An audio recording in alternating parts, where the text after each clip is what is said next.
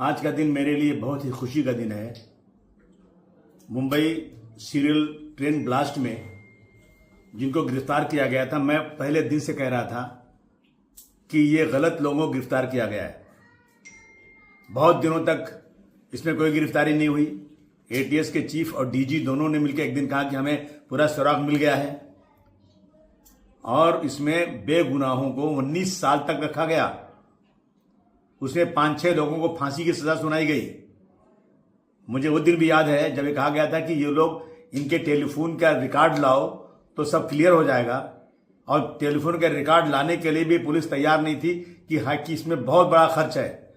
इसके लिए हाईकोर्ट जाना पड़ा, हाईकोर्ट से ऑर्डर आया, तब जाकर टेलीफोन का रिकॉर्ड आया, और जब रिकॉर्ड आया तो इसमें से कोई शख्स भी ट्रेन के अगल बगल में नहीं था। जिस तरह से पुलिस का रवैया है आज मुसलमानों के साथ, मैं समझता हूं ये बहुत ही गलत है, देश को बांटने वाला है। देश में जो संविधान उसकी धज्जियां उड़ाई जा रही हैं।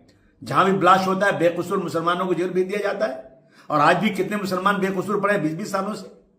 इंसाफ खत्म हो चुका है देश में। मैं कहना चाहता हूं कि सरकार को तुरंत इसकी एक एसआईटी उठाना चाहिए, और ये लोग छूट गए हैं तो असल कौन है फिर? कोई ना कोई तो है जिसने ब्लास्ट किया है। ये बेकसूरों को डाल करके आपने पर्दा डाल दिया कि वह पकड़े गए, और इतने दिनों के बाद जब सच्चाई सामने आई, हमें देर जरूर होती है लेकिन भारतवर्ष में कभी इंसाफ मिलता है, लेकिन 19 साल के बाद अगर इंसाफ है देश में, डॉक्टर भीमराव अंबेडकर का कानून देश में चलता है, तो तुरंत उन अफसरों के खिलाफ कार्रवाई होना चाहिए। और उनको जो है, अगर वो रिटायर हो चुके हैं तो उनकी पेंशन बंद होना चाहिए, उन पर मुकदमा चलना चाहिए, और 19 साल का हर्जाना इनको मिलना चाहिए, इनको घर मिलना चाहिए, इनको नौकरी मिलना चाहिए, और सरकार को जो एजेंसियां हैं वो माफी मांगे। बहुत सारे फिरका परस्त कह रहे हैं हमको ये फैसला मंजूर नहीं है। शर्म नहीं आती आपको?